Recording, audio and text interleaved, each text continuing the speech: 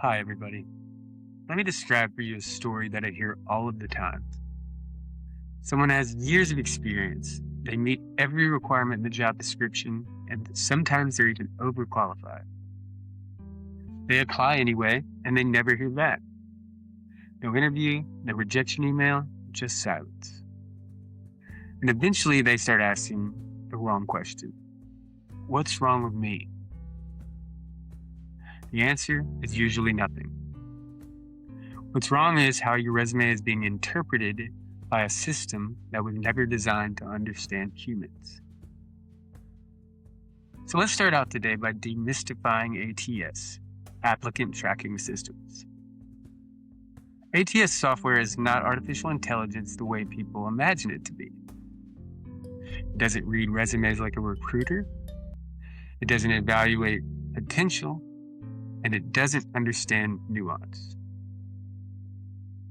It parses text, it categorizes information, and it scores alignment. That's it. Think of it like a very literal filing clerk. If information is where the system expects it, great. If it isn't, it may as well not exist. This is the biggest, quietest killer of resumes. Design-heavy templates, columns, sidebars, icons, charts, and logos. They look modern, they feel professional, but it's the wrong formatting when it comes to ATS. They absolutely confuse the ATS systems. When an ATS parses a resume, it reads literally top to bottom, left to right.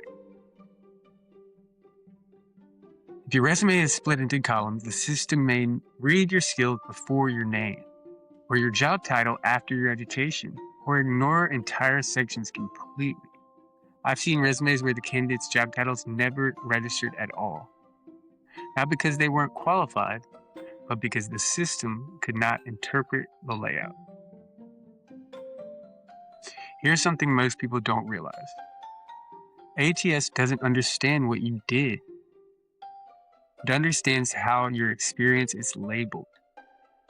If the job description says project manager and your resume says program lead, the system may treat those as unrelated roles, even if the responsibilities are identical.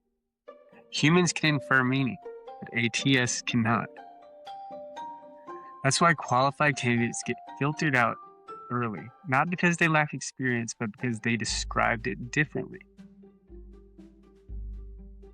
Now let's talk about keywords, because this is where bad advice spreads the fastest. You'll hear people say, just add more keywords. That's wrong. ATS systems don't just look for words, they look for relevance patterns. Where keywords appear matters. How often they appear matters. Whether they align with jobs' responsibilities matter. Keyword stuffing can actually lower your ATS score. Why? Because ATS systems expect skills to show up in specific contexts, not dumped into a block at the bottom. ATS systems are trained on millions of resumes. They expect resumes to follow a predictable pattern every single time. Summary, experience, education, skills. When you rename sections or combine them creatively or bury skills inside paragraphs, you're asking the system to guess. And ATS systems do not guess. They skip.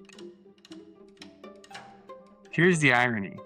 The more experienced you are, the more likely your resume has evolved organically over time, which you'd think would be a great thing, and in the real world it is. But different formats, different titles, and different styles, that makes senior professionals more vulnerable to ATS rejection. Not because they're weaker candidates, but because their resumes are less standardized.